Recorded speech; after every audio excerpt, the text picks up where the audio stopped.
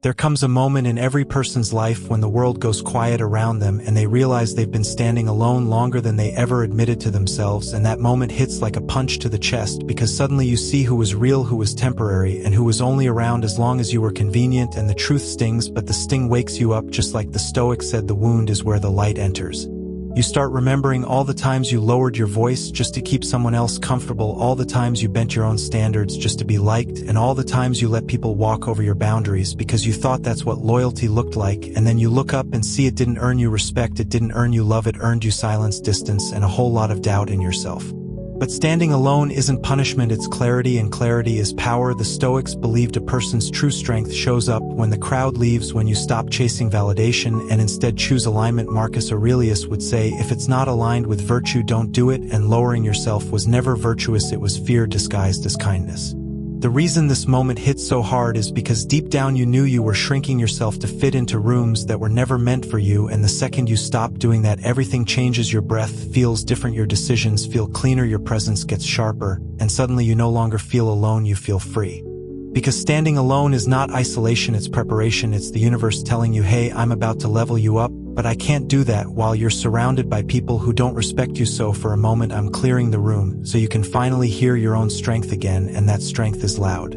So breathe, stand your ground, lift your chin, not out of ego but out of remembrance. You were never meant to play small, you were meant to lead yourself first before anyone else could ever follow, and this is where that journey begins. The moment you lower yourself, you teach people exactly how to treat you, and the saddest part is most people don't even realize they're doing it. They confuse sacrifice with self-abandonment, they confuse being understanding with being stepped on, and they confuse being loyal with being used, and when that happens, respect doesn't slowly fade, it evaporates instantly. People sense it the moment you bend too far. They stop seeing you as someone they need to rise to. They see you as someone who will always come down to meet them, and that kills attraction, that kills respect, and that kills connection, because nobody values what is easy to obtain, and even fewer value what requires no effort in return. You may think lowering yourself keeps the peace, but the Stoics warned that false peace is the beginning of inner war. You can't keep betraying your own standards and expect your spirit not to feel it. Seneca said, if you want people to respect you, respect yourself first, and that means refusing to shrink even if it costs you company. When you lower yourself, you create an uneven relationship. You give too much, they give too little, they grow comfortable, you grow resentful, and eventually the whole thing collapses under the weight of your silence, because your silence wasn't peace, it was punishment to yourself. But here's the good news, the moment you stop lowering yourself, everything recalibrates. You start walking differently, you speak with more certainty, you stop apologizing for things that didn't need apologies, and suddenly people either rise to meet you or fall away, and both outcomes benefit you. Because anyone who leaves because you refuse to shrink was never meant to be close to you, and anyone who respects your boundaries is someone worth keeping close. Your self-respect sets the tone for every relationship you'll ever have. So from this moment forward, make yourself a promise: never lower your energy, your standards, or your spirit for anyone, not because you're arrogant, but because you finally understand your worth.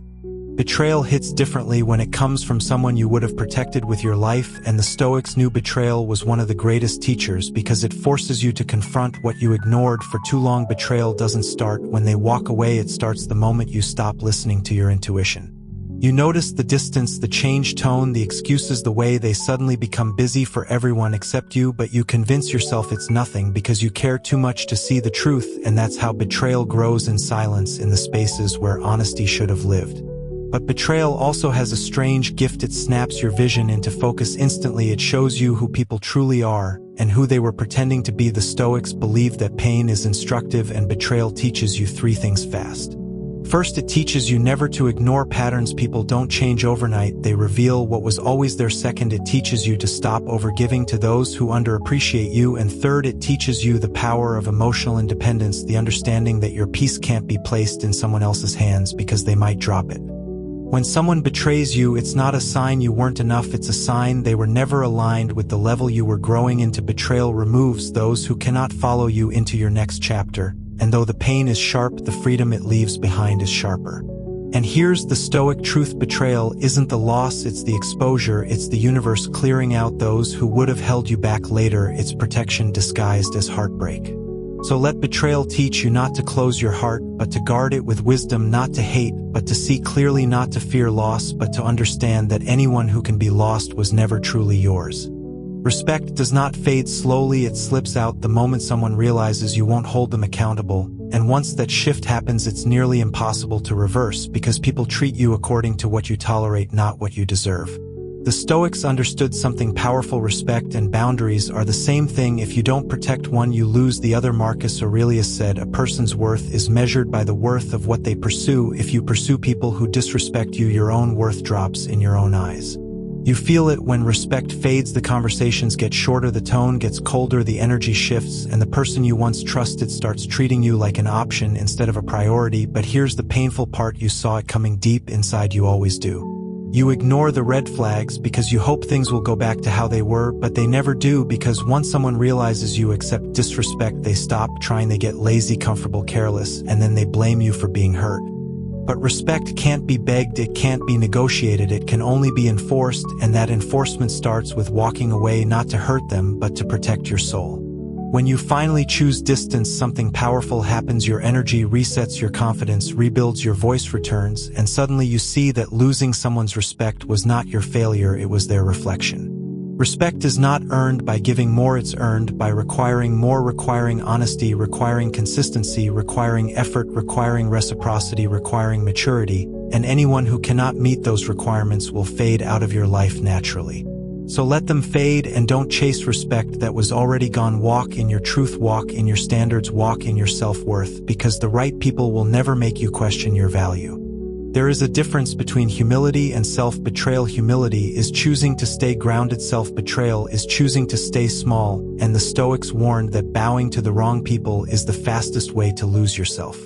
You bow when you let someone talk to you in a way you'd never talk to them. You bow when you accept excuses instead of standards. You bow when you stay quiet to avoid conflict. You bow when you give chances to someone who took you for granted. And every time you bow, you chip away at your identity until you barely recognize yourself. You feel irritated, drained, powerless, not because you're weak, but because you've given your power to someone who never deserved it.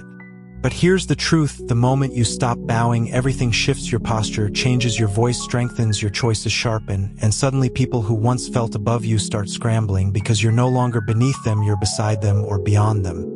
The Stoics believed you should never kneel to anything outside your control, not people, not opinions, not temporary attachments. Your dignity is the one thing no one can take unless you hand it to them. When you stop bowing, you stop apologizing for existing, you stop explaining why you need respect, you stop chasing validation, and you start demanding presence, effort, honesty, and alignment.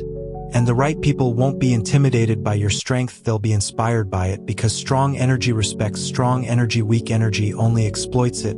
So lift your head, set your standards, walk with the quiet confidence of someone who knows who they are, because dignity is not loud, it's not aggressive. It's not arrogant, it's simply refusing to shrink for anyone. Walking away doesn't mean you're giving up, it means you finally understand your value enough to stop negotiating it, and that's one of the most powerful forms of emotional self-control the Stoics ever taught. When you walk away, you're not abandoning someone, you're returning to yourself, you're stepping back into your clarity, your purpose, your peace, and the moment you shift your energy from chasing to choosing, everything in your life begins to elevate. Most people fear walking away because they think it means losing someone, but the truth is staying too long in the wrong place makes you lose yourself, and that cost is far greater. Walking away is a declaration. It says, I refuse to let my self-respect die. In a place where my presence is taken for granted, it says, I don't need to be understood to be valued. It says, I choose alignment over attachment. And when you walk away strong, the world responds differently. Opportunities open, people treat you with more respect, your standards rise, your emotional intelligence sharpens, and suddenly you realize the version of you that tolerated disrespect was a you that didn't yet understand their worth. You are not hard to love, you were just loving people who weren't ready for your level. Remember that walking away isn't weakness, it's wisdom, maturity, and power. So take your steps with certainty, not bitterness. Release the weight that was never yours and let your silence say everything your words no longer need to explain. At the end of every Stoic lesson, there is one core message: never shrink yourself for anyone, never dim your light, never lower your standards, never silence your intuition, never let someone decide your worth, because the moment you do, you disconnect from the strongest thing you have, your inner power. This journey you're on is not about being liked, it's about being aligned. It's not about keeping peace with others, it's about keeping peace with yourself. Refusing to shrink means refusing to betray yourself, refusing to chase people who wouldn't cross the street for you, refusing to tolerate disrespect, refusing to prove your value to those who never deserved your presence. Remember this: your self-respect is not negotiable, your worth is not up for debate, your peace is not a bargaining chip, and your energy is not a discount store. Walk with the quiet confidence of someone who knows they are becoming stronger, wiser, and more unshakable with every choice they make. You are leveling up simply by refusing to lower yourself ever again. If this message hit home, drop a done in the comments and share your thoughts below. Watch more videos on Stoic Spark to keep growing your mindset, and make sure you subscribe and tap the bell so you never miss your daily dose of Stoic wisdom. You're evolving. Don't shrink for anyone ever again.